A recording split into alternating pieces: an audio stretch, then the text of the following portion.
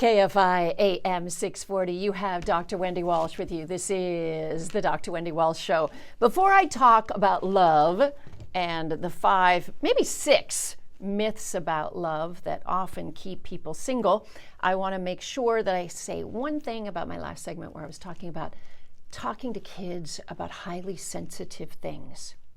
Don't do it if you haven't processed it yourself first. This is not a time for you to dump your feelings on kids. Right? So go to your therapist, work your own fears out, and then find a way to reassure your child and talk about whatever the sensitive information is in a very calm way. Okay, bringing that to a close, let us talk to single people or people maybe thinking about breaking up with their significant other because it's not conforming to their myth of love. You know, a lot of people have unrealistic expectations about relationships, and those unrealistic expectations sometimes keep them single because their model or idea for love is not matching what's showing up. So, you know, one of the most common questions people write to me about and ask me, they say, Dr. Wendy, is this normal? Am I normal? Is this normal? Is this right? Because they kind of have a faulty model for love inside their own head. So when they meet a real, normal, healthy relationship, they oftentimes don't even recognize it. All right, let's go through the myths that people often carry around in their heads. So one myth might be the perfect match myth. This idea that if they could just find the right person, then love would be easy.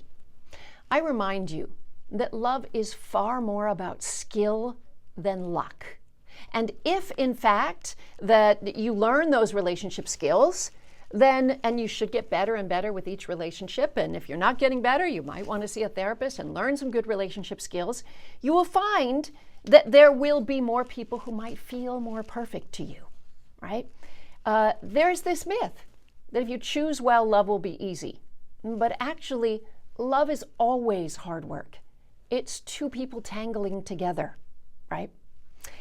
Here's another very common myth in relationships, the mind reader myth. I've heard people say, she should just know.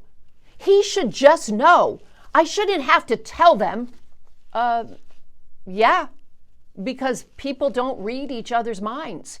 If you have a specific need and you don't explain it in a kind, loving, compassionate way, well, you can't expect them to just read your mind, right? So the myth that somebody can read your mind, ask yourself, do you hold that myth? All right, here's a third one. This one drives me crazy. I hate to even hear the term. The soulmate myth. This is a little different than the perfect match myth. The soulmate, this idea that it is destiny, that you are meant to be together. Well, actually, according to the science, a study published in the Journal of Personality and Social Psychology found that people who believed in soulmates and relationship destiny were less likely to have success in long-term relationships. Because what happens is they'll either stick with a bad thing because they think, oh, but it's destiny, we're meant to be together, this is what love must be, all this pain, right? Or they sit out there forever longing and waiting for this soulmate that's just not there, because they're real living human beings with flaws out there. Surprise, surprise. Okay, myth number 4, the smooth sailing myth. If we're in love, then we shouldn't ever fight. This is a crazy idea, you guys. You know, I want you to think of relationships as like a Venn diagram with 2 overlapping circles, and each of you are your own circle, and then you overlap in the middle. That is the relationship. And in that overlap, you're going to be like having to adjust for the other, get to know the other. There's going to be, you know, times where you're like, I got to compromise here, right?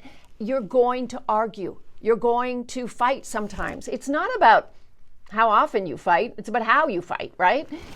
In fact, later in the show, I'm going to talk about the 4 fights that are totally normal to have in every relationship. But if you believe that a relationship should be smooth sailing, and when you have a fight, it's time to break up, you're going to be perpetually single or have a lot of short-term relationships. Okay, myth number 5, the chemistry myth. This idea that you have to have hot, lustful, exciting sexual chemistry right from the beginning. And then you'll have a healthy long-term relationship. Well, guess what? Whether you have hot sex at the beginning or you have mediocre sex at the beginning, after a year, everybody's having the same kind of sex, long-term monogamous sex, okay? At the end, that's the best, isn't it? Where you learn to shape a good, healthy sex life, right? It can be fashioned. A sex life is something that is a living, breathing thing that two people contribute to and communicate on and experiment with and explore together. And it should get, Andrew, you're right, better and better and better, right? Yeah, makeup sex is my favorite kind of sex. Are you kidding? That's one great way after conflict. And finally, myth number 6, the jealousy myth. If he's jealous, it means he loves me a lot. So I'll do things to make him jealous, or her, whatever the gender. No, the truth is, if somebody is insanely jealous and is stalking and checking up on you and asking where you've been and who you've been with and who is that person, they are feeling insecure. It doesn't mean they love you more. It means they love themselves less. It's called the jealousy myth. Jealousy is not love. And in fact, I just watched the Pamela Anderson documentary, and apparently Tommy Lee used to stalk around the set of Baywatch and was all worried if she ever had a kissing scene. I'm like, that is a big red flag for me. Surprise, surprise, he ended up serving 6 months in jail for domestic violence. So there we go. Okay, so those are the myths. The perfect match myth, the mind reader myth, the soulmate myth, the smooth sailing myth, the chemistry myth, the jealousy myth. When we come back, I'll be taking your calls. The phone number is 1-800-520-1KFI. That's 1-800-520-1534. If you've got a relationship question, I'm not a therapist, but I had a lot of life experience, and I've been reading about the science of love. So if you have a relationship question, I'd be happy to weigh in. 1-800-520-1534. You are listening to the Dr. Wendy Walsh Show on KFI AM 640. We're live everywhere on the iHeartRadio app. Right now, let's go to the 24-hour KFI newsroom and Andrew Caravella. Bye. We're not live if you're watching it on YouTube. Well, you are now, but in a few minutes you won't be. What am I saying? You could be watching this later. I'm on YouTube, but I'm going over to Instagram now. I love you all. Bye.